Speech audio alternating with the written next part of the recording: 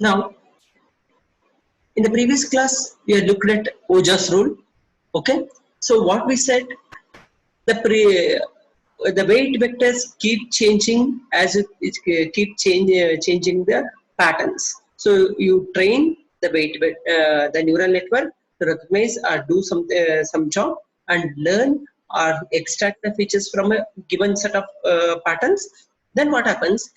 The network keeps learning, its weights keep changing, and the equilibrium vector magnitude means vector by its whatever is the magnitude of the vector keeps decreasing. At the equilibrium it approaches unity. That's a very important. Equilibrium weight vector magnitude approaches unity. So it is vectors are normalized. Therefore what happens when they approach unity and subsequent changes are very minimal, then we assume that the network is completely trained. Now what is the algorithm of this one? Okay, whenever you write or explain certain process or rule, you explain its algorithm also. Let us look into this one. Given a set of feature vectors, you know that there are some patterns. Pattern has many feature vectors which are governed by x equal to x1, x2, x3, so on up to this one, drawn from a stationary stochastic distribution. Means the distribution is random only, not occurring one after the other. At random you pick, but it is stationary at the time that once you take the let us say 100 number of distributions, then it is not going to change every event.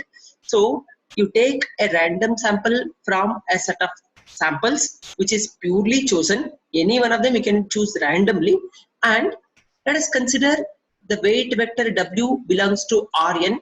Rn is the input space of the linear neuron to some small random number. What we do is we assume that the input neurons are linear, and you initialize the weight vectors to a small value. Let us say 0.1, 0.2, something like that. You initialize it to a very small value. Then also initialize the learning rate alpha to a small value. Don't initialize to 0. So generally we keep it around 1. Now you initialize it to 0.2 or something like that. Initially you make the alpha to be very small.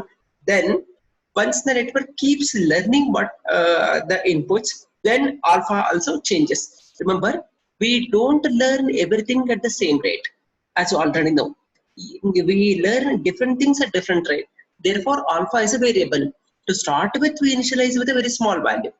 Then the average weight change tolerance. So we'll initialize average weight tolerance. How much change between successive value of the weight you are going to tolerate.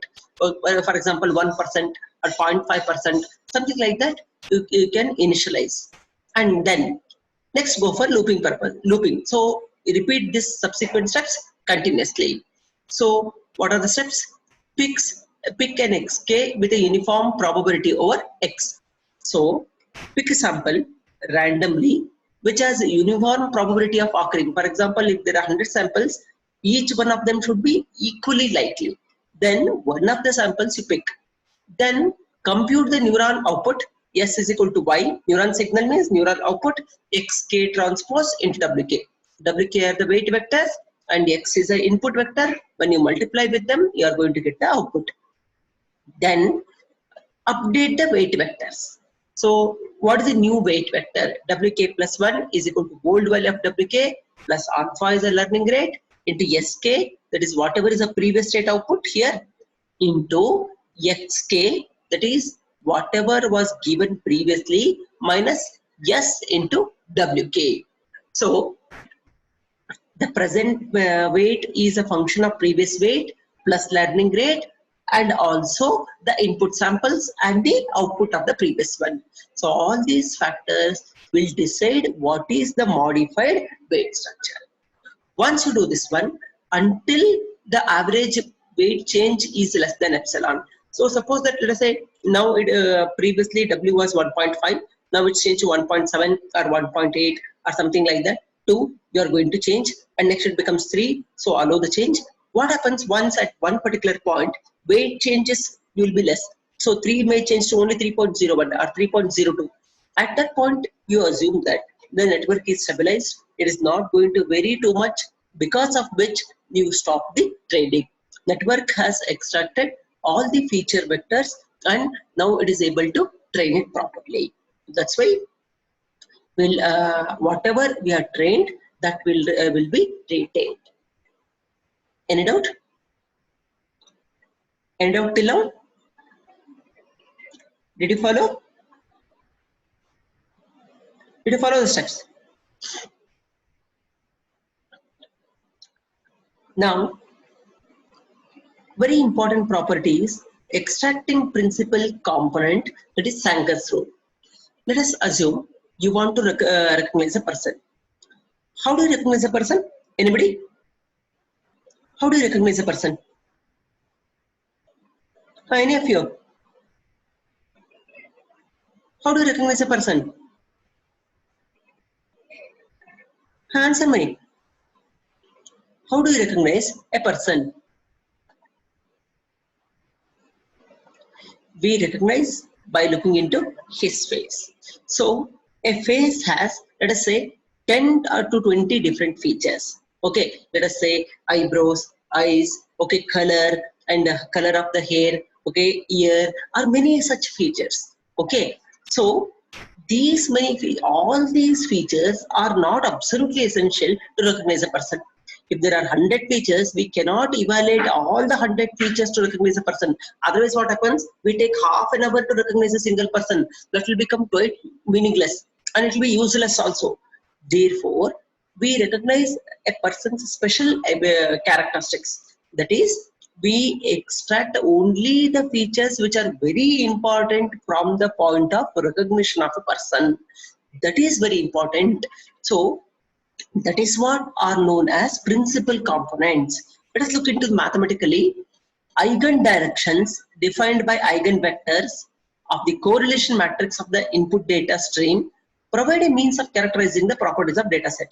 That is, once you define eigenvalues for the dataset and you obtain eigenvectors, and let us say how first calculate how many eigenvalues are there, whether they are null or negative, neglect those things, whichever are maximum, calculate the eigenvectors for those things, and those eigenvectors represent the prime principal component directions. The eigenvectors basically which are maximum represent the principal component directions, that is orthogonal directions in the input space that account for data's variance. That means to say that how actually your input data is varying, that is decided by the input space. Okay, you don't know what are the types of data you have in the input space, but you know the data is varying. If the eigenvalues are varying too much, it indicates maximum variation. So input data has large variance, so you need to learn about everything. For example, if you want to learn 2 ones are, the left hand part is 2 ones are, 2 twos are, 2 threes are, all of them are same only. Therefore, there is no variance at all. But right hand side 2, 4, 6, 8, 10, 12. So all of them have different values. Therefore, it takes more time to learn the right hand side when compared with the left hand side. So why? Because variance of the left hand side is much more when compared with the variance of the right hand side. Okay, so what happens is it is in let us say speech recognition, or let us say you have face recognition or fingerprint recognition, which has high dimensional applications. So these high dimensional applications, we cannot remember each and every point about the data because our computation ability is limited, and we cannot perform all the computation very normally. Okay, therefore, the directions which are not very important, those things are neglected while retaining the directions which are very important ones. Okay, so out of 100 points, only 30 points are important. You take only 30 points. See to it that others do not affect your recognition too much and use those only 30 points to recognize the particular object. Did you follow? Did you follow the idea? Any doubt? Any of you? Did you follow?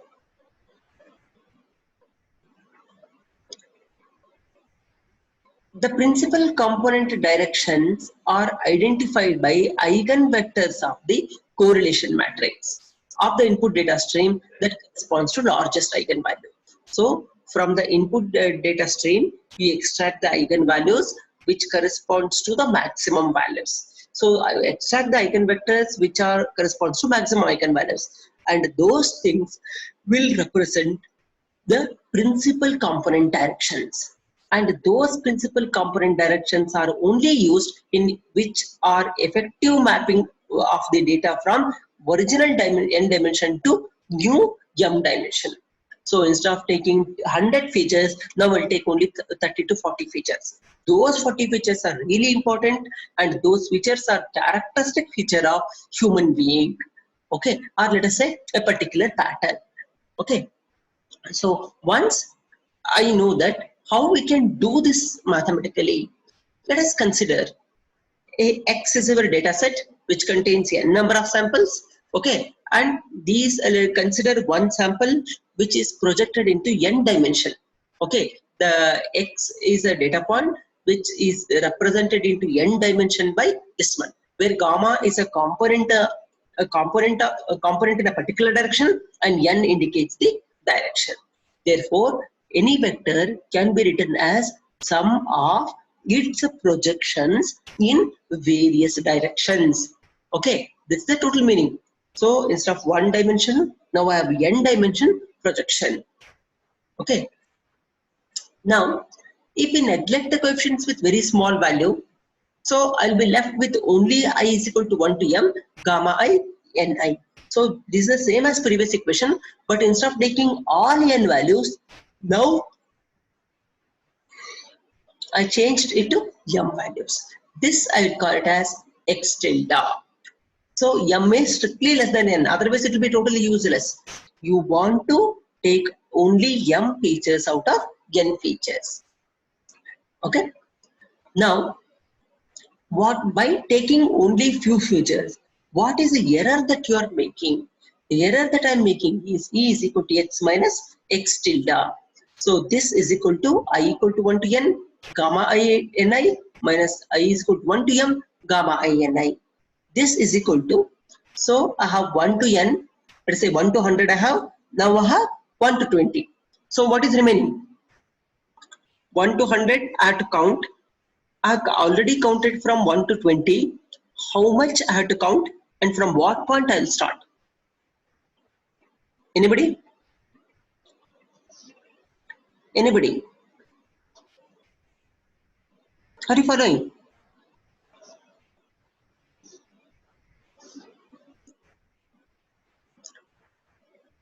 Anybody? Did you understand this concept?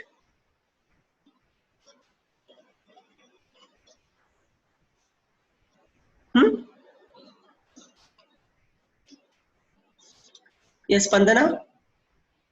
Lakshmi? Did you follow the step or any doubt you have?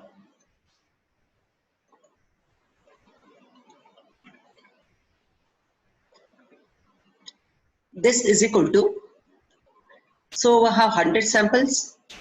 I counted only up to 10. See here, I have 100. Out of that, I have m. So already I done. So remaining values is from m to n. Since I have done up to m, now what I have to do is I should count from m plus 1. That is next sample. These many samples were already taken care. Remaining it starts from m plus 1 to n. So 1 to 100, out of which 1 to 20 I counted. Now I will start counting from 21. Okay. Therefore, I equal to m plus 1 to n gamma I ni. Therefore, this I will write it as in a single term, sigma e square, that is the variance, is equal to lambda I. This gamma I eta is taken as a single term, lambda I, where I varies between m plus 1 to n. Now, once you reduce the dimension and perform the subspace decomposition, what are the first steps? First, analyze the correlation matrix R of the data stream to find its eigenvectors and eigenvalues. Remember, let us take first data and correlate with the second data. First and second correlated will tell how similar is the second one with first one or first one with second one. So this, once I do the know the correlation, then what I will do, I'll find the eigenvector and eigenvalues. If that is, I'll do the same thing, first one, second one, first one, third one, so on up to this much I'll do. So mean each time I'm going to find the correlation matrix and also eigenvector and eigenvalues. So if the correlation is too much, what does it indicate? Variation in the data is very small. If correlation is very, very small, means there is a lot of variation between the successive samples of the data, which I need to consider. Therefore, training will take place more. Training will take more time. Now, once you consider the data, project the data into eigen directions. Suppose that, consider for a single 3x3 matrix, I am going to get 3 eigenvalues. So when I put each one of them lambda 1, I am going to get eigenvector 1, eigenvector 2 and eigenvector 3. So project these values, whatever is the input at the input, in the direction of eigenvectors. Once you compute in the direction of eigenvectors, out of which what happens, some of them will be very important and some of them will be very not at all very important. If there are 3 eigenvalues, one of them may be very significant and another one will be very minimal. So those are very minimal, they will neglect. Those who have significant contribution or significant values, those are very important, and say discard n minus m components and corresponding to n minus m smallest values. So remaining values will contribute to the weight update equation. That is delta wij is equal to alpha si. Alpha is a learning rate, s is a output, sj into xi minus summation k equal to 1 to j sk wik. So I corresponds to ith sample and j corresponds to 1 to m. Let us say so many samples you are taken and these many samples are updated. So only those are relevant, for that only you are making the change in the weight vector and train them. Instead of training for all the samples, all the patterns or all the features of a pattern, which will take enormous time and it will be may not serve all the purpose, I'm going to train only for the change of weight vectors. So this rule is called as Sanger's learning rule, in which we have modified the training to the points which are really relevant and really useful. Okay. Did you follow this rule? Any doubt? Now, let us go to the generalized learning laws. What are these learning laws of neural network which are able to understand a pattern and distinguish the one pattern from another pattern? So, let us consider one very important thing, generalized forgetting laws, which are very important. Just like you have learning laws, you have forgetting laws. Why forgetting is important? You need not have to learn everything about the pattern, and it will not be necessary also, and it will take much time which will not serve any purpose. Therefore, you may have to remember what is really relevant to you and ignore or forget whichever is not relevant to you. Suppose that even if you train the network with 100 spaces, out of them only 60 may be really relevant and 40 may be irrelevant. Those 40 must be forgotten. That's why forgetting laws are present in the neural network.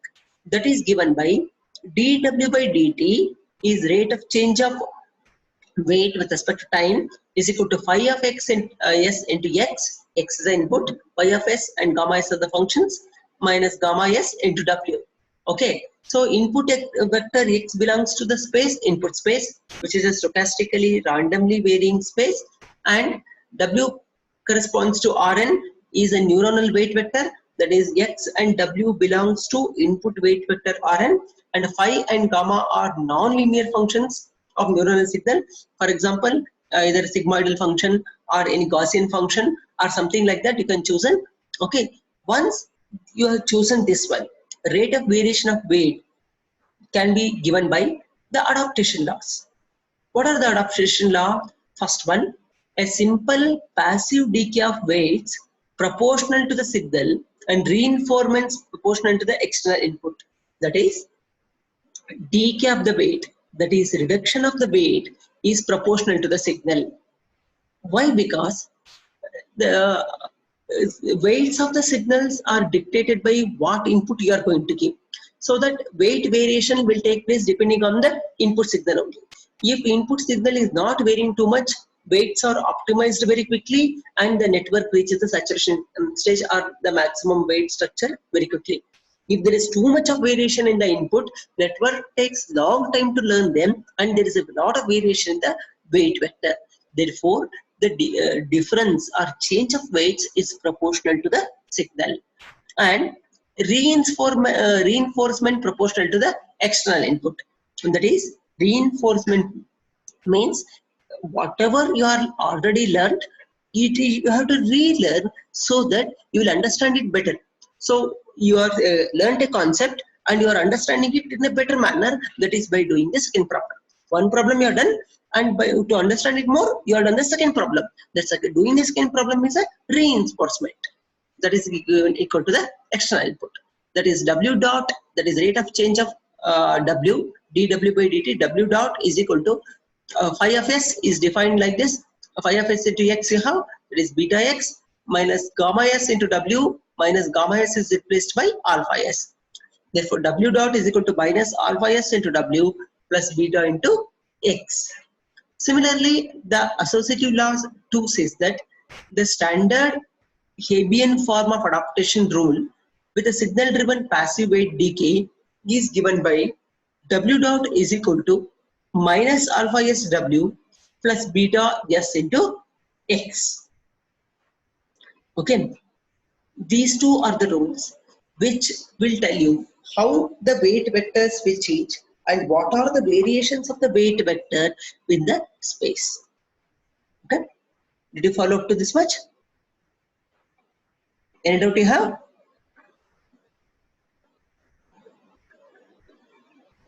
Did you follow this one?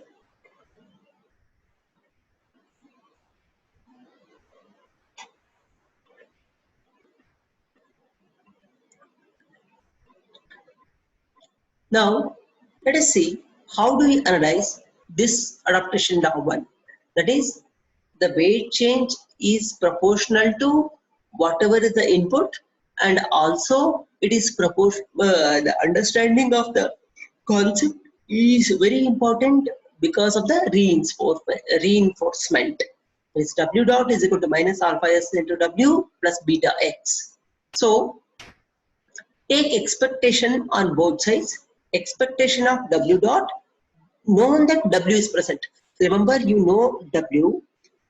By knowing W, the present W and the past W, you are expecting what is the rate of change of weight. What is the rate of change of weight is given by expectation of minus alpha s W plus beta, and given W, what is the variation of X? That is joint probability. Sorry, not joint probability. It's a probability of occurrence of X given that W is known to you. So, similarly, expectation of rate of variation of W given that W is known to you. Now, average value of X is nothing but expectation of X, that is equal to X cap or X tilde. Correlation matrix of X is X into X transpose, that is given as R. This, both of them will be useful in the subsequent session. Now we understand this one. Correlation means first a matrix is taken and it is transposed and multiplied to get the value. If it's a maximum value, then correlation is maximum. If it is minimum value, then correlation becomes minimum, and the two values do not resemble each other, which indicates there is maximum change in the input stream. Now let us look into this one. Half of derivative of W transpose into W. W transpose into W will give you W square. Derivative of W square is 2W into derivative of W. So 2 gets cancelled. W transpose into W dot here. W into dW by dt. So this is W dot. I not shown dot here. I have to put the dot. Now This equal to W transpose. What is W dot? W dot is equal to minus alpha S W plus beta X. Just I'll put it here. So send W transpose inside, minus alpha S W transpose W is W square plus beta xt into W. Okay, either use W or W transpose will be depending on what is the X. If X is a row vector, then take W transpose. If X is a column vector, then you take W. Okay, so other than that, there is no difference between W and W transpose. Now take S common. Whatever I have is from this one X transpose. When you take S common, minus alpha W square. This is second term, and I have beta here, and X transpose W is equal to S. So X transpose into W will give you the output. Output is yes, and that is taken here. See here, this corresponds to this term. So I have this one. Now we'll define theta to be angle between X tilde and W. Can you tell me what is the angle between two vectors? Any of you? What's the angle between two vectors?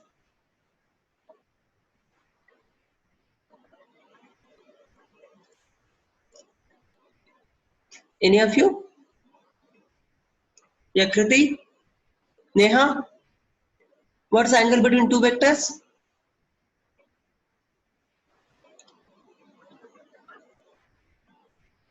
No, angle between any two vectors. Let us say two vectors are there. This is one vector and this is another vector. What's the angle between two vectors? What we do is consider this as A and this as B. So A dot B is equal to A into B into cos theta. So where A is the magnitude of A, B is the magnitude of B. Therefore cos theta is equal to A dot B by modulus of A into modulus of B. But what happens is A dot B in the vectorial form is written as A transpose B in the matrix form. Therefore it is A transpose B by modulus of A into modulus of B will give you cos theta. Okay. Therefore expectation of this value, that is d by dt of cos theta, is nothing but expectation d by dt of cos theta is equal to A transpose B, okay, divided by modulus of A into modulus of B. That's the meaning. Okay, we take this one from the vector mathematics, but we give the result directly. And taking the derivative, this is X transpose into derivative dw by dt remains in the denominator, it remains unchanged, remember, and w into derivative of xt divided by x tilde into w, where derivative of xt is directly given by x tilde by modulus of x into minus 1. That is minus xt by modulus of x, and this result is directly taken here and not proved it. It is the given result directly. Now what happens? I want x transpose w I'm kept as it is into dw by dt is taken as it is. Now what happens here? Substitute w dot is given by this value minus alpha is w plus beta x. This are written here plus minus x transpose w. What happens is the dw by dt is already given by minus alpha s w plus beta x into what you do is multiply and divide by w. Once you multiply and divide by w, this w goes inside, it will become minus alpha s w square plus beta s into w, beta x into w. Okay, so divided by w square into w, that will give you w cube. Therefore, once you do this one, what happens? This matrix minus alpha s w, alpha is a learning rate, it is a constant, and s is output, that is depending on the weight, and weight is also a constant. Therefore, expectation of this constants will become 0. Therefore, first term and this term will become 0. I am left with only beta x transpose, that will give you beta modulus of x square. In modulus of x square, out of which one modulus of x will get cancelled, I have only modulus of x divided by modulus of w minus beta and x transpose w into x transpose w. I am going to get x transpose w whole square divided by x modulus of x into w cube. Take LCM on both sides. It will get you x tilde into w square. So I'm giving here x tilde square into w square. By these two terms, multiply them like this. Beta is outside, and divided by denominator x tilde into w cube minus what is left with me is only x transpose w square. Okay, this should be more than 0. Okay, so now w into dw by dt, this result I have given you here also. W into dw by dt, this one, w into dw by dt is nothing but equal to minus alpha s w plus beta x. So when there is no rate of change of weight vectors, we assume that system is in balance. Therefore, I'll equate this value to 0. So when the rate of change of weight vectors is equal to 0, it is s into beta minus alpha, w square is equal to 0, then I'm going to know what is the value of w. So when this becomes 0, beta by alpha is equal to w square, that is root of beta by alpha is equal to w. And the rate of change of weight vector at infinity, that is when the network is completely trained, w becomes equal to w cap. That is directly proportional to what input you are given, that is x divided by modulus of x theta. Okay, so this tells you the adaptation rule. Adaptation rule simply says that the neural weight vectors will approach the optimum value that depends on the rate of change of input and also the constants beta and alpha, which are non-linear in nature. Okay, so we'll stop here. I'll continue in the next class. Okay.